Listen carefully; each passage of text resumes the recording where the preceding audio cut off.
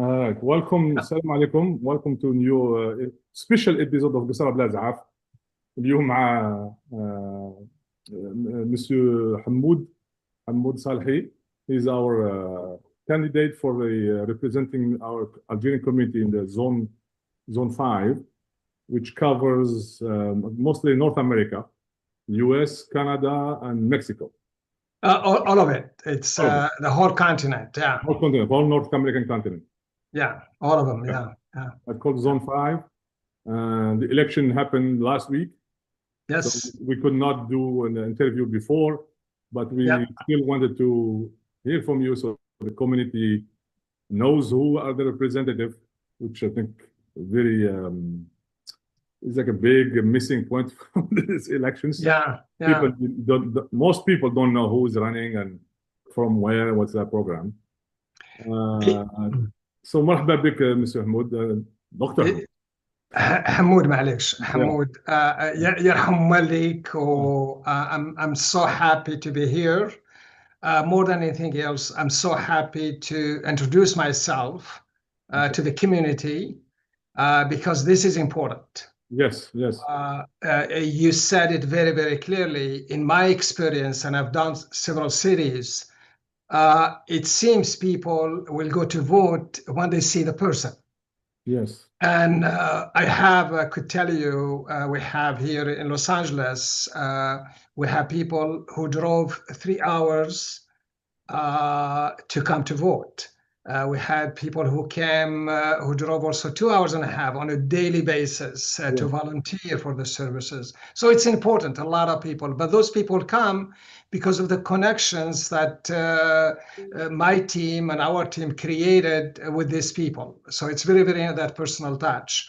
But before we move on, let me introduce myself. Yes, I will introduce yourself. Tell us how your little bit of biography. When did you come to the US? What's your job, family? Yes. Yeah, so I am from بومرداس في الجزائر. وبومرداس احنا من الجبل. يعني احنا we are the native population of Boumerdès. We are the one who owns the land for centuries. We are descended تاع المرابطين. يعني religiously كما يقولوا في البلاد احنا رانا فوق الشعب، فوق الاخرين. يعني بناتنا ما يتزوجوش مع ناس اخرين بصح واسمو غير القريه نتاعنا. والرجال يتزوجوا منين بغاو. يعني هذه that's the mentality, but it never happens بالمناسبه. What's the name of القريه في دوما؟ بومرداس القريه وليد الشيخ. وكان في كان زوج درشات، ولاد بن جلول وولاد الشيخ. ولاد الشيخ جات قريبه للواد، ولاد بن جلول من الفوق، ومن بعد من القطيعه من هي عندك المرايل، عندك الناس اخرين. there is a river that divides واسمه not a river, but actually there is on this side of the mountains احنا عرب, on the other side you have قبائل. Over the years, you have a true spirit of Algerian nationalism. القبائل اللي يجوا لجهتنا للصلاة والعبادة وأي شيء واسمه. وإحنا نروحوا للكوميرس. هم يعني هم اللي كانوا عندهم الكوميرس وكل شيء. I grew up in that environment. Then I moved on to عمي كان يقري في he was an instructor, so he went through the Hamel School during the revolution, and after the post-independence, there were some, the FLN or the government trained some people in how to teach, to become teachers and instructors. So the center was في بوسعادة. That out of that he graduated from there. Graduated from there as an instructor. Was assigned in Tizi Ouzou, خميس المعاتقة. So he took me there. So I spent my whole elementary school in the Kabyle area. I learned Berber or Kabyle Tamazight, as they say today. And Yeah, and then I moved to Bogny. We were the first CM, or was it that was we were the first graduate of the CM, and then we moved to the high school in Al Mizan. So I spent most of my elementary. You most of education في تيزي وزو. تيزي وزو, Lakabili, Lakabili. When I come to Algeria, they call me El Qbaili, the Berber. Yeah. So you mean Algiers, العاصمة. When you come to Algeria, you mean the capital? Boumerdès. You know, Boumerdès grew. Okay. Now we live in the city. Yeah. Okay. But it became a city. Yeah. So when I come back, that's the. And then my whole life was. So I moved when I graduated then from the Institute of International Relations and Information. At the time, there is only one institute in the whole country. And we were sort of almost l'ENA, l'École Nationale Administrative. It was modeled after the French Sciences Po, العلوم السياسية. It was a very sort of prestigious, in a sense, college, part of the University of Algiers. And I earned my bachelor's degree, and with four others of my classmates, we were awarded a scholarship to come to the United States. So is this the same school as Linata? It's not the same, but it's this sort of, at the time, this is late 70s. Okay. You had l'ENA, you have the Institute of International Relations and Information. Okay. Those are the two schools that were forming political scientists. Yeah. Okay. But just to give an example, it has a competition. It's very competitive. You take tests. It's a 2-day exam, a test in philosophy, history, and foreign language. It's a national test. We were only 50 people who got in. Okay. The teaching of political science was very selective. At the time, there were a few universities. So political science was not as it is today. Today you have political science as a major all over the country. I mean, at least in more than 20 universities have the field. So we were sort of fortunate to have a scholarship. So I came to do on a scholarship to study to do my master's. Which school or which university? I went to University of Southern California in Los Angeles. Okay, California. Okay. Southern California, yeah.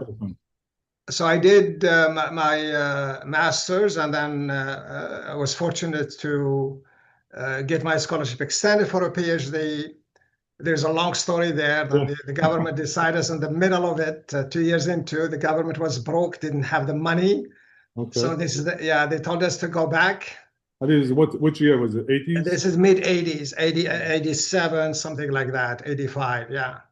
So there was the economic crisis. There was a huge oil crisis at the time, and Algeria was not doing well economically or financially specifically. So the idea was, it cost too much. We were costing the government too much. So they told us to go back, and fortunately, I got a scholarship as a research assistant at my school, and that's how I ended up finishing my doctorate degree. Then left to stayed a few years, left to the United Arab Emirates. I worked as a political analyst for Gulf News and newspaper. It was the best lesson for me. I got to learn the system. I got to learn how politics is actually implemented. And then the wife of the time decided we come back to the United States. So overnight we packed and we find ourselves in a new life. Yeah.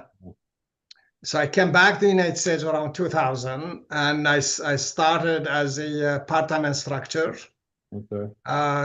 Part-time in a lot of California. In California, yeah. And then 4 years later, I got a full-time tenure track position, and now I'm a full professor of political science. That's my real job. Okay. But That means we're gonna hear a lot. We're gonna need expertise. We're gonna have a lot of questions for you. Sure. Yeah. So currently I hold an administrative position, which is the equivalent of a dean as a senior international officer. I lead all the activities about international relations, anything that has to do with universities' relations with the outside is run under our office. I report directly to the president and the vice president, and we lead the international education. Yeah. So we bring students. We have 3 students from Algeria. They're doing extremely well. We have 2 come in the spring semester, and we have been working with Algeria. With the Algerian universities in a lot in different ways. Yeah. Okay. If you, maybe this is not the time, but I'll ask how you work with them, like as you directly or institution to institution. Oh well, it's another topic that we need to talk. It's very, we really, Naeem, we have a relationship with universities all over the world, and it really breaks my heart. Yes. When I cannot get an agreement with my country's universities. And I tell you, part of it is how the system is designed. Yeah. Our decisions in Algeria are very centralized. All right. We'll have a special episode just for this subject. For that subject, yeah. But we do have, so the relationship is, sometimes doing conferences. Okay. So I attend several conferences at the university. Sometimes I'm a member of journals as a reviewer. Yeah. I'm also a member on graduate students' dissertations, doctoral dissertation. That's really the connections. And I go to Algeria at least twice a year. Okay. Good, very good. So let's go back to the elections. Yes. It happened very quick. I'll try to ask questions as a normal citizen who don't know much, even though I know a little bit more than. It's really, I'll tell you, I myself was lost. I'll tell you why. There are 7 parties. Yeah. Each party has 8 candidates. Yeah. And then the process, the way it works. We have to work with it. This is the reality. You have 56 candidates. Yeah. And then you, as a candidate, have to find a way of how to find yourself that person they will vote with. And you have to do it in 2 weeks, by the way. It's good. Yeah. So it's really, really challenging. I don't know who set the time. I don't know who designed it. And for us in the diaspora, you see, in Algeria, you get more days, at least 3 or 4 days. That's exactly right. So in Algeria, I think they have almost a month from the start of the campaign to the election day. So you have in our zone, for some reason, there was some delay in publishing the candidate. So that could be one of the reasons. Yeah. And part of it, so the official campaign doesn't start until all are approved. All the candidates approved. You could start before if you know you are going to run. That would be the informal way of doing it. So there is but in terms of the paperwork that you need, you really, for us, it was like the 10th of June, which is the elections were 25th, started 25th. So it was a bit challenging. I think this is one of the things, Naeem, that as a community we need to work with. Yes. We need to be organized. And one of the and these are really small things. I could tell you, for example, a lot of our people, because the United States is so diverse, so big, so different. Mm-hmm. A lot of times when the consulate decides to hold the election, in this case in our area, a lot of times they don't have the essential information where to hold the elections, and they take a lot of factors. In Denver, for example, I could tell you they had difficulty finding a hotel where they could hold the elections. We're likely, with the help of another friend, we were able, I was in Denver, and we were able to work with the community who identified four hotels for the consulate to organize the elections, and they went for one of them. So that connections between the community and the consulate and the embassy has to be strengthened. We have to continue working on that. And it's really, and I tell you, I don't think we should always look at the problem as being at the consulate or the embassy. I think our community needs to start taking the initiative. We need to start thinking about how we can be leaders in our communities, because all the problems that we face, the diasporas face, are connected to us. So what we need to think of our representatives as facilitators. Yes. We have to establish communications. We have to design plans. Like, for example, there are people these days who are working to establish centers, cultural centers. And they have been doing this for quite some time. And so representatives have to have that role where they connect, they make that connections between the community and yeah. We're talking to the vision, but elections, when I go talking this a little bit of details on elections, the elections was, I mean, the consulate and all the organizers, they knew that election is, I think they have like more than 3 months when the president announced there will be elections in June 2nd. July, yeah. July 2nd. That was like 6 months ahead, right? I really don't know. Yeah. And actually, I find out the decree to call up citizens for elections. It was done a long time ago. So for me, how do the site at elections or where the elections office should have been like selected way before. We should not be waiting like the last week or the last days and start like running what to find a spot to do elections. See, we have Naim, if I may. Yeah, consulate. They're new. Consulate at San Francisco is a new consulate, new staff. They're maybe learning process. But I hope next election, we should prepare the stuff way ahead of time. Don't wait until like a couple of days or a couple of weeks before, and then start finding where to put the location, who's going to be volunteering for this side versus the other side. So there are a couple of things that we have to consider. Number one, we have to come to grasp that the community has grown big time. We are growing in the last maybe 10 years, 3 or 4 times that we were. Today, there are about 150,000 sort of Algerians just in Canada and here. And that's the official number. There could be more. Yes.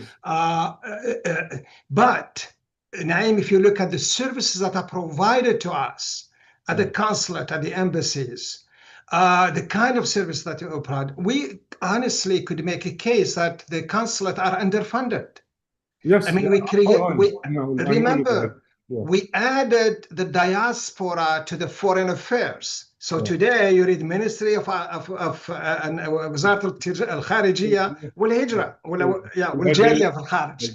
We should know this, But when it comes to the fundamentals of it, Al-Jaliyah, Naim, as you know, is not about just consular services. It's not, as we told me earlier, it's not about finding flights from New York to here. It's bigger than that. We're talking about a new generation. These kids that are Algerians, Americans, Algerians who are, the Algerians don't recognize a second passport.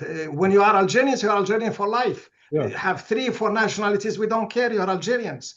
But how many people, the role of the diaspora is also to find a way of how to take care of those who go through some challenges. Do you know if we have a lawyer who handles our diaspora? I really don't know. I don't know. You have one in New York, that's all I know. And here where it is, which is important, I think we could wait and always constantly wait what the consular or the embassy does for us. I think it's high time, and I could tell you we are really anxious to start working and identifying the issues that we could work on, because we need to establish that structure for us. And it's no longer the business of to me of the consulate. It's our business. We have to take matters to be better organized, and we are at that level where we have enough people to sort of create a path that will help us. You could start with the organizations that exist these days, despite they are limited and they are not very well structured. But we have to start somewhere. Yeah. Yeah. So, I mean, in your opinion, you've been here, what do we need to do to, it's like a big question. I know when I talk to Algerians, most Algerians are proud of not voting. What do we need to do to Algerians to go and select people that would represent them? I don't know, it's a very simple act, but for some reason, it's so heavy on the Algerian mind. It's like when you go vote, is that you're approving another system, or you're doing something else. You are not selecting your representative. You are approving the whole system. Which is but it also connected to something else, Naeem, and we have to be sort of honest with each other. I've been here for several decades. I could tell you, I met only once one of our representatives, and I met him at the election booth when he was elected. It turns out that he became my friend. But other than that, the person, I don't even know who is this person who is elected. So now you could say, we are a big community diaspora. But I don't see them. I don't see anything advertised from them. So there is the representation, because the people who have elected, come on, we have 10% voting in these elections. I mean, which credibility do we have? I mean, that is not really something. I mean, هو the election تاع assistant على representative. I remember like 15 years ago, we used to have a representative from North America. And then they changed the map, and they put North America become with Europe. Yes. Yeah. So for the last, I think, 2 or 3 assembly, we had this guy from Spain, and then now he's from England. Yes. And those guys, definitely, they have no interaction with us at all. Maybe they come visit the US once in 4 years, and that's it. Yeah, that's it. Yeah. And and the whole program for all over the last is all about how transporting the dead people to Algeria. Yeah, I know. No, honestly, I mean, I couldn't relate. I tell you, I know very well what you're saying.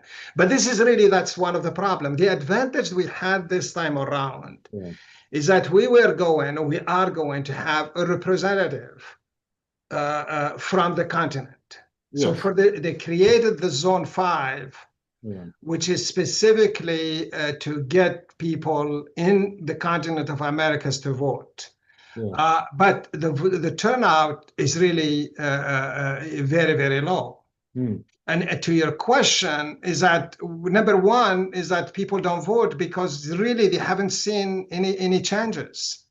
The second thing, which is very, very important, is that we really, really have to look at the structure, the environment in which people vote. For example, why do we have 2 weeks? Why can't we have a month? And a connected issue to that. For example, in Los Angeles, the site of the voting area is really difficult for some to come, but easier for others. So in other words, he compromised a little bit, but there was a challenge. People who come to the booth have to pay a parking fee, which is up to $30. Oh, wow. Yeah. So tell me, you drive 2 hours. And honestly, Naeem, I have close friends who drove for 3 hours. They come, and then you charge them $30. Luckily, we work it out. We find a way of how to reimburse people, and it's really the community come in and we, But you pay $30. I mean, it doesn't make sense. Yeah, I mean, so there are things that we literally could do. It doesn't take an Einstein to do it. And how you do it, this is talk about the vision, how you do it, is that this is actually the time when we start thinking about organizing and identify areas, maybe a petition, I don't know what it is, but identify areas and do a study, really not a major one, get some supporter to say, this is how we envision the elections to be. One of them, the easiest one. I mean, there are people who are talking about online, but I think that's a long ways. We're not going to talk about that. But if you are here for 5 days, why are you just in one area? Yeah, they could have a mobile station. Why can't you do 2 days here and then go to San Diego, another area, for example, in Los Angeles? Yeah. That is expanding the sort of working with the environment. The second one, we really, and I find out this is very, very shocking and hurtful. A lot of people show up to vote and they are not on the list. Yeah. Why do we have to have just a block of time where you register, and if you miss it, you can't? Does it make sense? Yeah. I mean, it doesn't. So there are things that we could do as citizens, as sort of, and either this time around, really, this is the attitude that we have here, and I'm not telling you this just for the sake of it, but it's have all we think. If our representative, whoever that person be, start making those connections and work with the things that we want them to do, yes, we'll work with them. But if not, believe me, we are going to start this sort of this change in how we vote, how to do all of that, and put it for people to vote. And if we have to go before the parliament, we are going to do that, because you cannot, and it's a huge tragedy for our children. Yeah. And that's how you can't continue to deny people vote, or to deny the opportunity to people to vote indirectly. I mean, when you hold it in certain areas, it doesn't make. So the culture. And just for the whole Texas, we have one office in Houston. Yeah. Nobody from Dallas would drive 3-4 hours to go and vote in Houston. No, it doesn't make sense. So we have to be creative. We have to go, and yes, I mean. But this also has to have a change of mentality. Yeah. I mean, you have to think of your representative as someone who is going to help you. And you have to dissociate. If you have a problem with the Nizam, fine. I mean, this is a free country, or so-called free. But this is a person, you'll need them. Yes. Yeah. And that's what I tell my friend.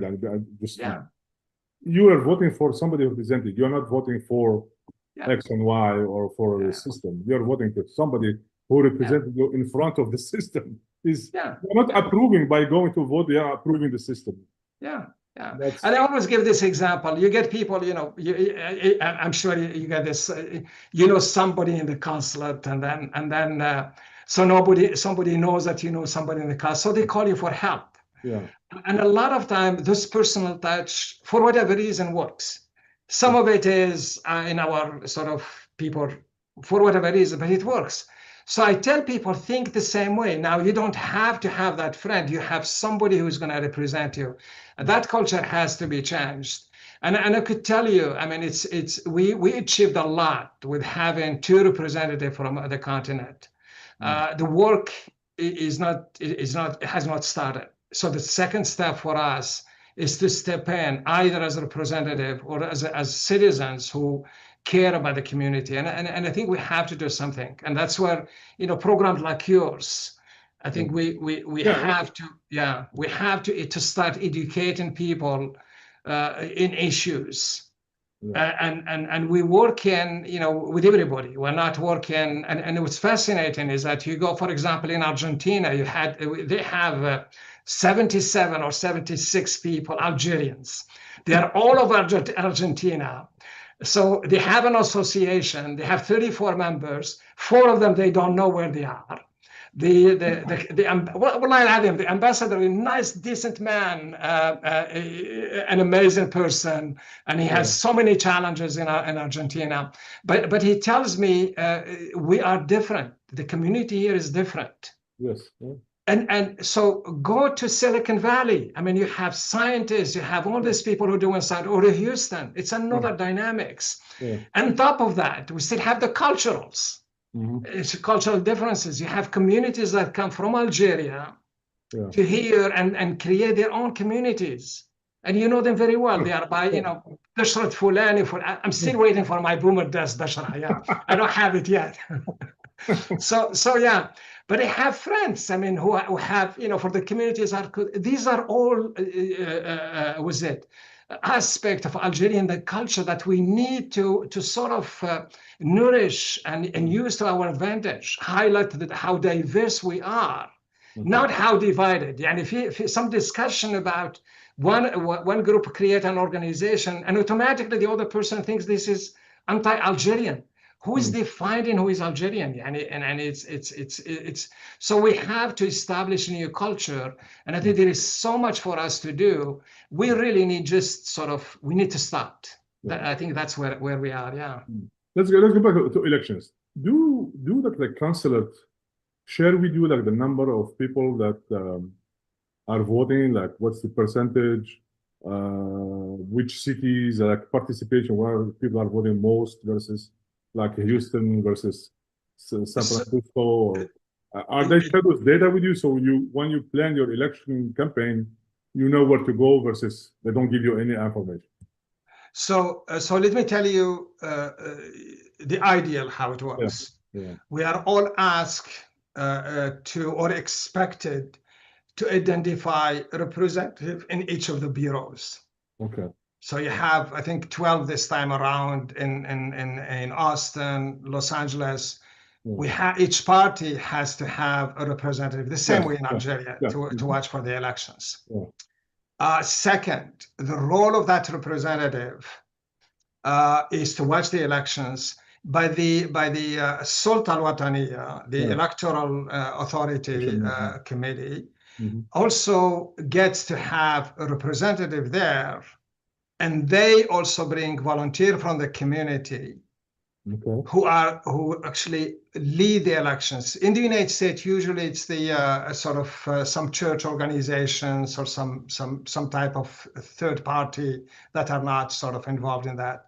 So that team, and then that team is also there. At the end of the day when the elections are over, and it has to be timed. For example, if the elections ends at 8, it has to be at 8. Sometimes it's extended. You could do that. So at the end, there is you have one person who is outside the group who voted during that day, who come and witness the exact process. So that's the ideal approach. I was part of the process in New York a few years ago. There were a lot of people. They did it with everybody who were there. Now, what we learned from these elections, that experience, information, sharing the process is very, very important.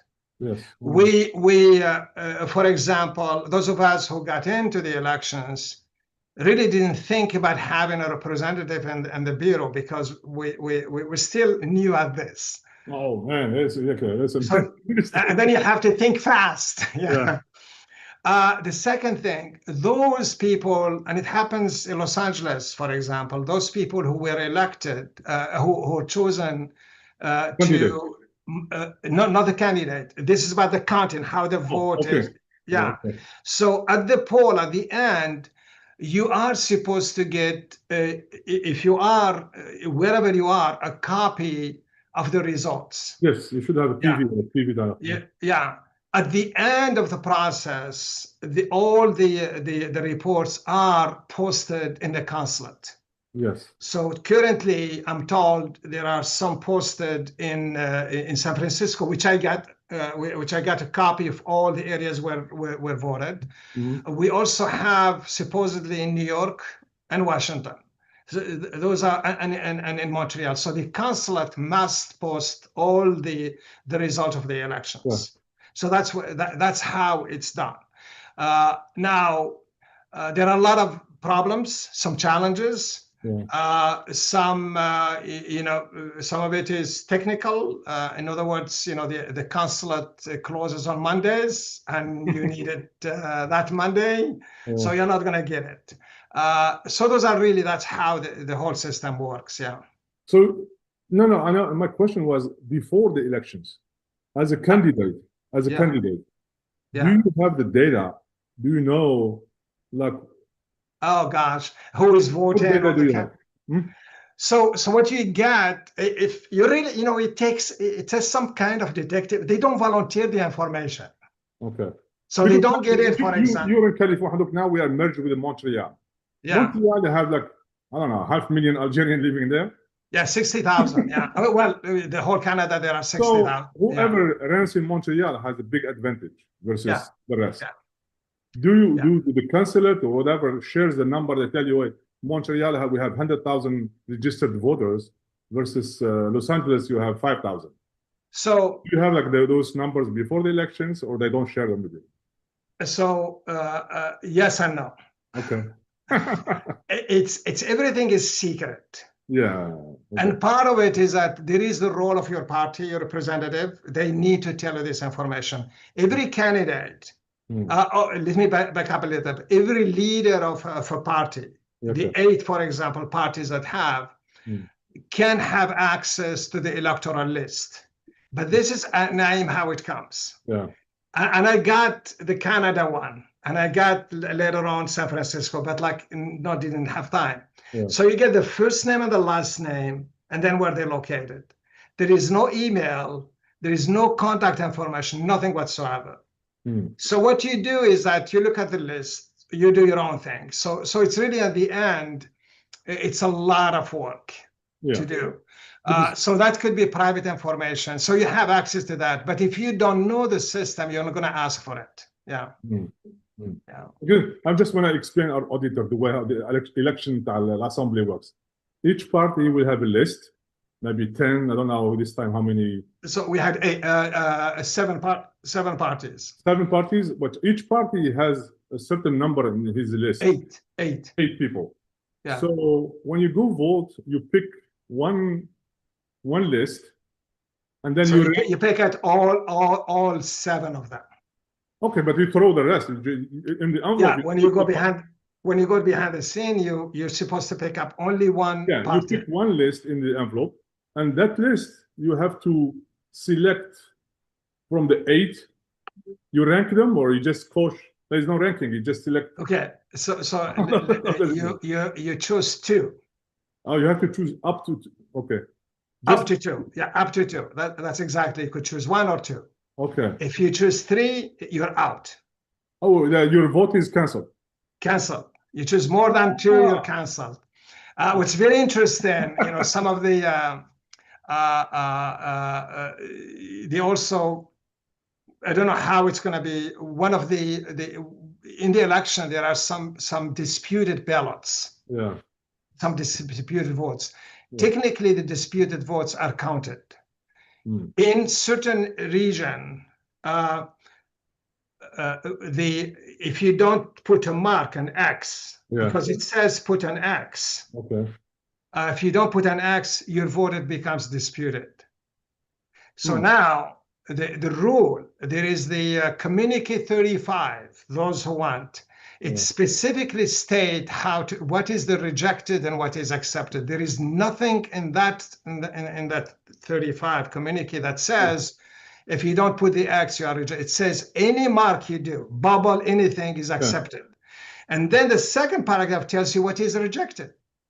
It doesn't tell you that if it's marked differently, but in certain areas we rejected or we disputed, put them in dispute file, votes or ballots that did not have the X, which is also, which tells me a lot about Are we following the regulations? Are we reading all this and all of that? Mm. And that's sort of why there are some issues that has been sort of brought up to that. So yeah, but that's how you cannot have more than two person on one list. Okay. You cannot have more than one list. So you can and those are doesn't count. Yeah. Okay. Thank you. Yeah. This is, I don't know how many people, how many voters know this process. Yeah, we know we're really in aim, and I think you and I we have to be friends and engage in that I culture. think we should, honestly, I think this is opening up. We need to make more shows like this. Yeah. Hopefully we get more audience and people will learn from this. Yeah, and you make a difference in people's life, because frankly, I mean, the issues that we're discussing, these are real issues. Yes. I mean, where is it, for example, you have a consulate, and a consulate, its main function is paperwork? Yeah. No, the consulate is cultural activities, teaching, all of that. Yeah. Now, we could wait for the Algerian government to come and say, we have a language center for yourself, but it's not going to happen. It's not, no. Because we are not sort of, a priority in the national development of the country. They expect more of us to do and work than actually given us. Yeah. So there is a lot of work we could do. And I think it has to start with us. Yeah. Let me see if we have any, anybody here? No.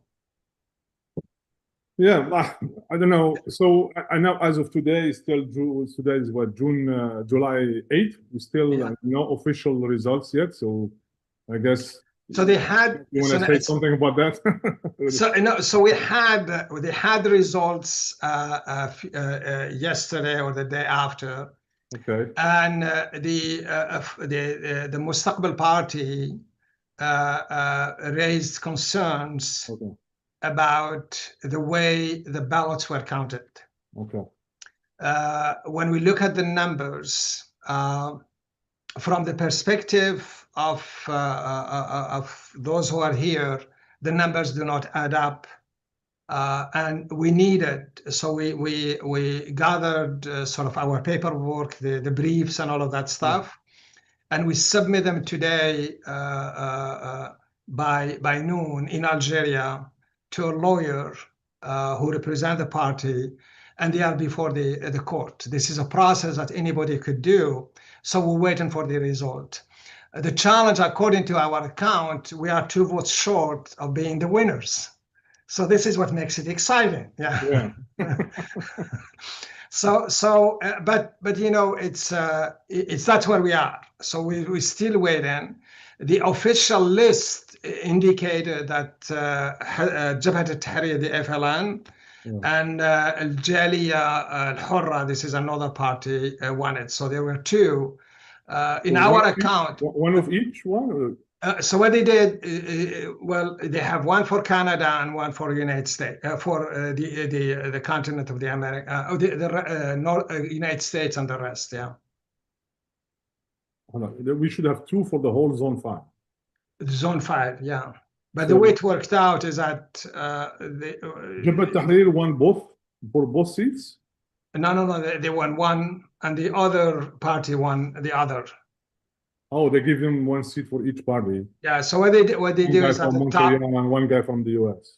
So they pick 2 parties, yeah. Oh. Okay. And then you pick up the top candidate from each party, yeah. So I really don't know the methodology. I'm fascinated. I'm a professor, so I need to study this. Yes, I think it's complicated. Yeah. I've been searching the internet for the last 10 days. I cannot find any information. Yeah. I go to check the consulate website, the Facebook page. I can't find anything. Yeah, and that's why, see, these are the things that we could do. Let's think, sort of be visionaries, if you want. We could easily draft a document in which we list the steps that needs to be taken before each elections. For example, call the consulate identifies or calls the community leaders to help them find a place where to vote. Yeah. The registration. So we could do that. I mean, those are really easy things to do, and it makes life easier.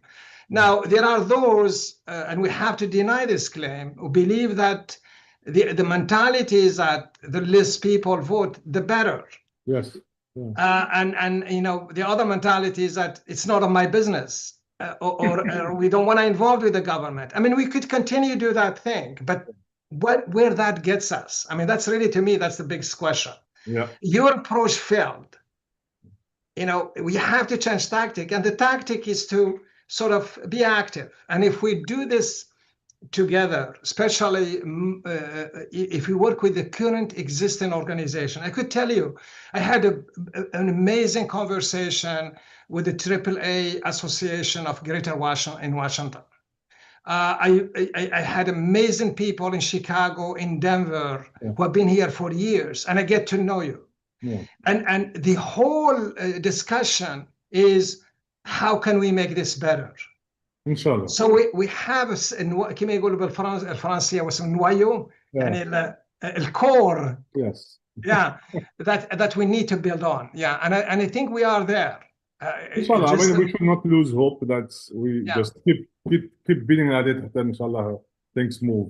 Yeah. I really, in the end, I just want to thank you very much for showing up and addressing the community, and definitely wish you, I guess, success, and maybe the things will work out in a few weeks or whatever, how long it's going to take before the official it shouldn't be long. It shouldn't be long, Naeem. Yeah. Inshallah. And we definitely want to be back. We'll talk other subject. Yes, definitely. No. This is a good platform, and to do it. Yeah. Inshallah. Thank you, man. Yeah. Thank you. Pleasure. Last word, if you want to give a last word, please go ahead. Otherwise, no, you take the last word. Yeah, you're the boss. Yeah. Thank you very much, and I'll see you next time, inshallah. Inshallah. Yeah. Salam alaikum. Salam alaikum. Yeah. Salam.